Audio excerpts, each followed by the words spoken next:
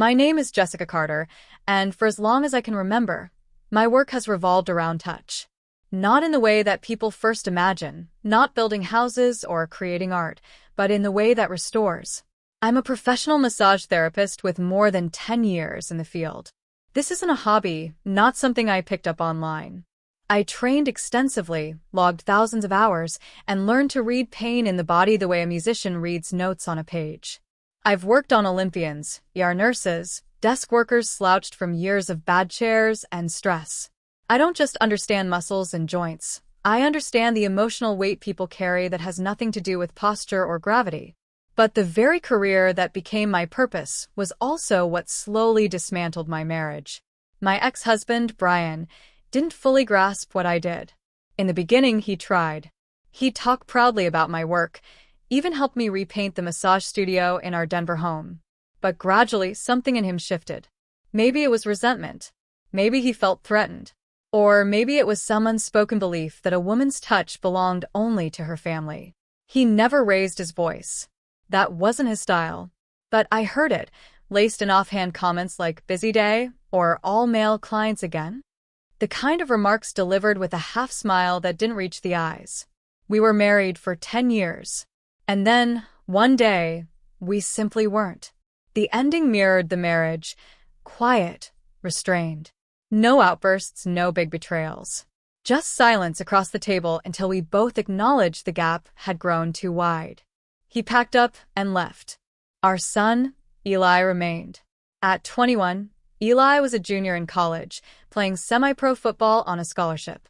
He split his time between campus and my house, depending on the season. He was tall like Brian, thoughtful like me. There was a steady energy in him, the kind you admire before you realize you're doing it. Eli had grown up in the periphery of my career. I often caught him loitering outside my treatment room, drawn in by the mellow music or the rhythmic way I worked. He'd always been interested in recovery, movement, muscle theory. I used to joke that he got Brian's frame and my intuition. We had a strong dynamic, he and I, late dinners, decompressing after workouts, talking about performance anxiety and strained hamstrings. We were close. Closer than most mothers and sons, but never in a way that felt unnatural. Just bonded by time and trials. He respected my craft. Sometimes asked me how to stretch properly or release tension before a game. But last fall, something began to shift. The air that night was crisp. The windows moaned slightly from the wind. He came in late, muscles taut, his face drawn with fatigue. "You're locked up," I said, noticing the way he tilted his head to the side. He groaned. "Coach went hard today. We did overload circuits.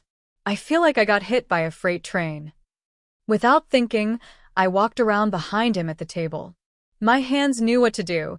They found the tension in his upper back, eased into it with care and control. I worked slowly, matching movement with breath, the same way I always did. "Still got it," he mumbled. They were just words. But the tone, low, sincere, caught something in me I hadn't expected. I gave a quiet smile. "It's what I'm trained for." Then a stillness fell over us. Not uncomfortable, not strange, just still. Like the entire house was listening in. He didn't pull away. And neither did I. That night stayed with me, not because anything happened, but because something didn't. Like the way a room gets warmer by degrees. You don't notice the change until you realize it feels different. The next morning, I walked into the kitchen and there he was, shirtless, cooking pancakes. "Morning," he said, flipping one with that easy grin of his. I stood for a second longer than usual, watching the movement of his back, strong, shaped by repetition and grit. And I'm someone who understands the human form, who reads tension like a second language. A flicker moved through me. I dismissed it, said something about not needing him to cook. "It's repayment," he said, "for the rescue mission on my shoulders."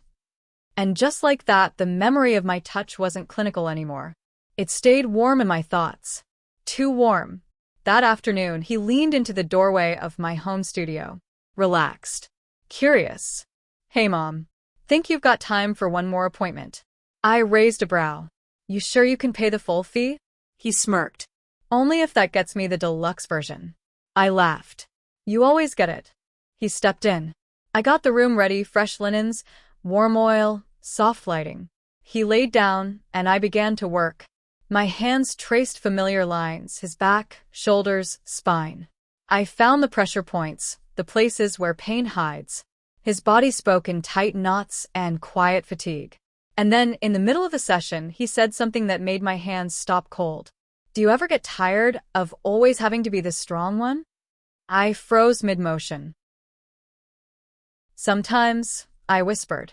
Sometimes I do. A long silence followed. Then, softer, Eli replied, You don't have to, not with me. And that's when something changed again. Not around us, not in the room, but inside me. His words weren't a request. They offered something I hadn't realized I missed so badly. Care, simple and whole. Life didn't look different after that moment. On the outside, everything remained steady. Eli still bounced between practices and classes. We still had late dinners, still chuckled at reruns of old shows, still talked through strategies, aches, and life. But beneath all of that, something subtle had shifted. We noticed more. A few evenings later, I came into the kitchen and caught him drying a mug at the sink. His sleeves were pushed up, his arms relaxed but defined. It wasn't the first time I'd seen him like that, but this time, I paused a second longer. He glanced over and smiled in that way that always made things feel okay. Everything all right? I nodded. Yeah. Just tired, I think. You want me to return the favor? He asked, voice light. Massage-wise. I laughed. You've been practicing for what, 6 days? And now you want to take over the practice? He gave a shrug. You've carried a lot on your shoulders, Jess. Someone ought to look after you too. There wasn't a trace of sarcasm. Just warmth. Steady, sincere. I didn't answer right away. But later, in the studio folding towels, I heard his voice behind me. Lesson 2.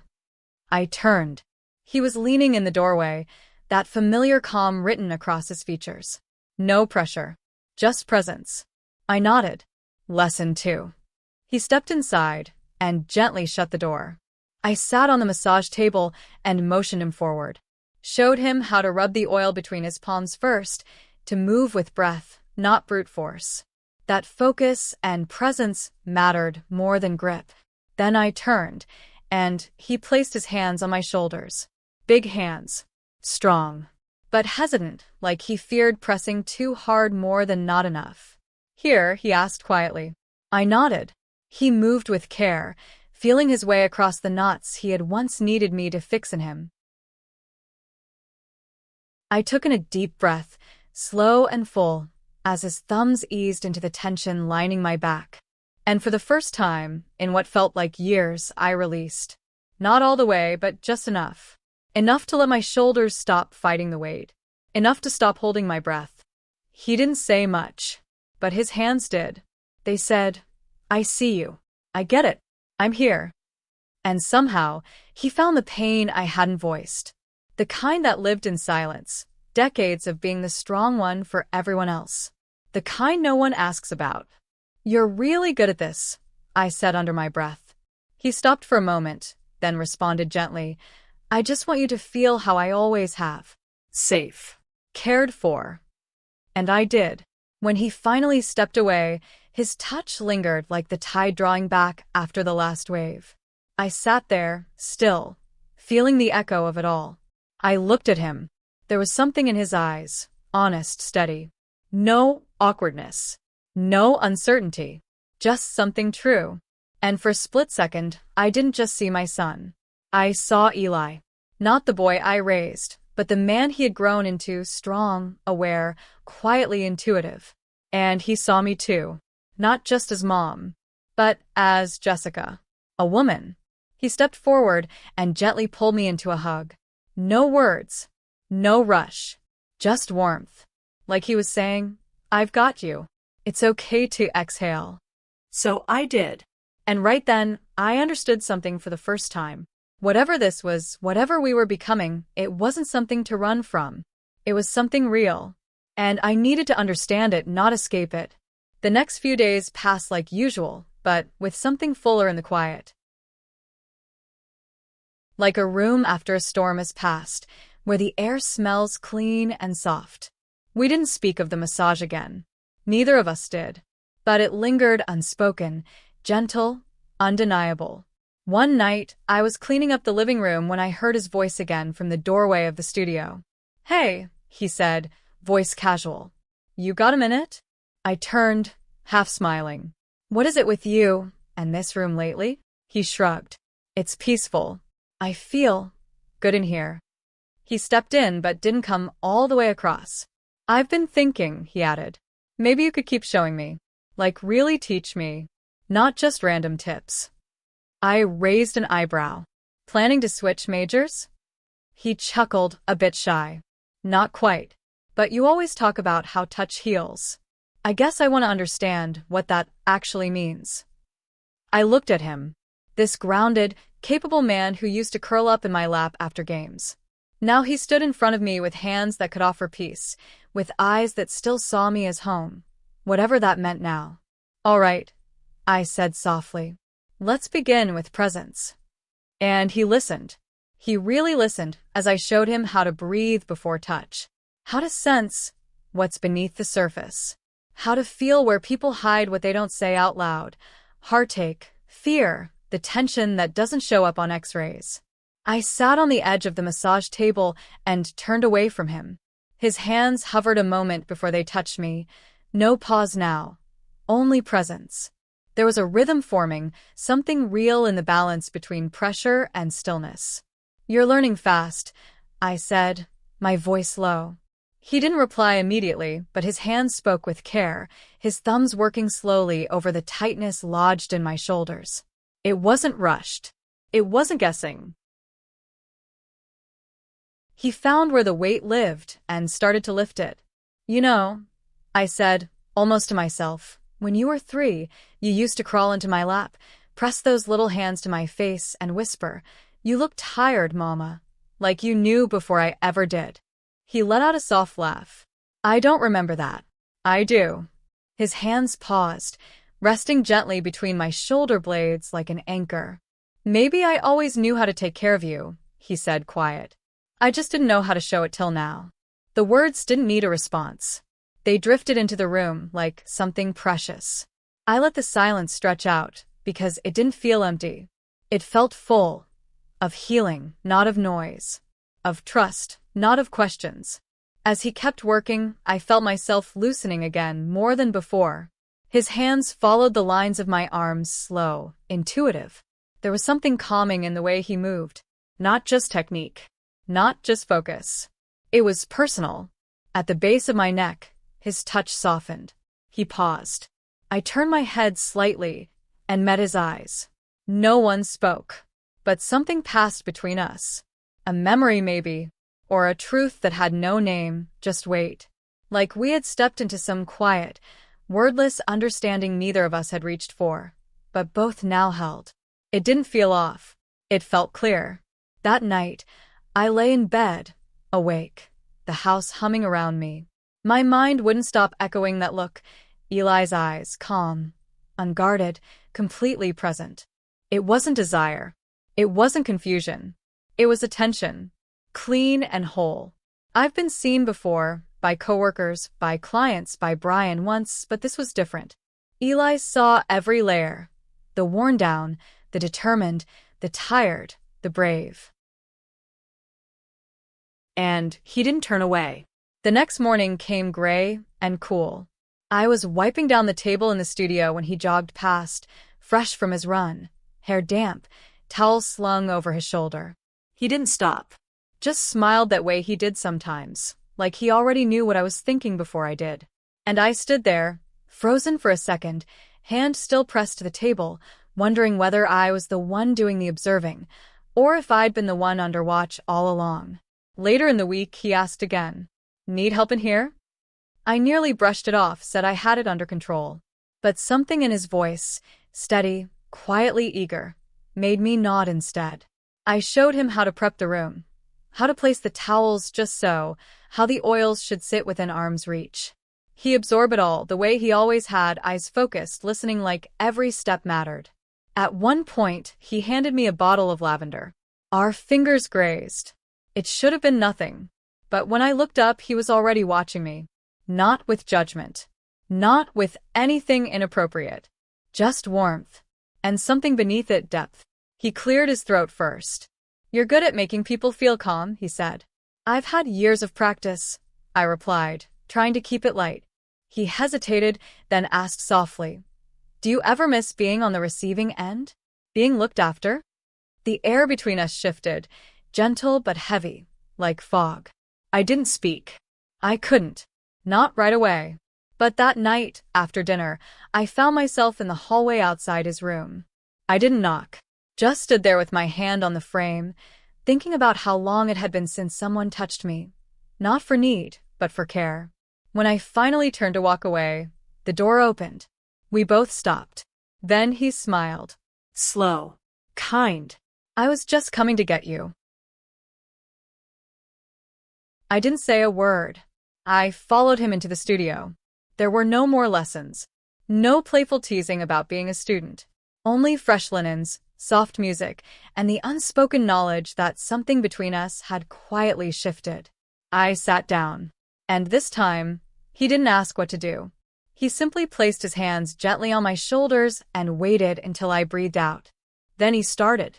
His touch had changed, firm, steady, confident. Nothing in it but compassion. My body responded before I even knew it was happening, letting go under the guidance of someone who had come to know it well. "You're carrying more today," he murmured. I nodded. "I usually am. Most people don't notice." "I do," he said. And he did. The session went longer than either of us intended. Not because we planned it, but because ending it felt too abrupt. Eli's hands moved with sure rhythm now, down my arms, across my back. Each movement was steady, intentional, his presence like something warm and anchoring in the middle of a quiet tide.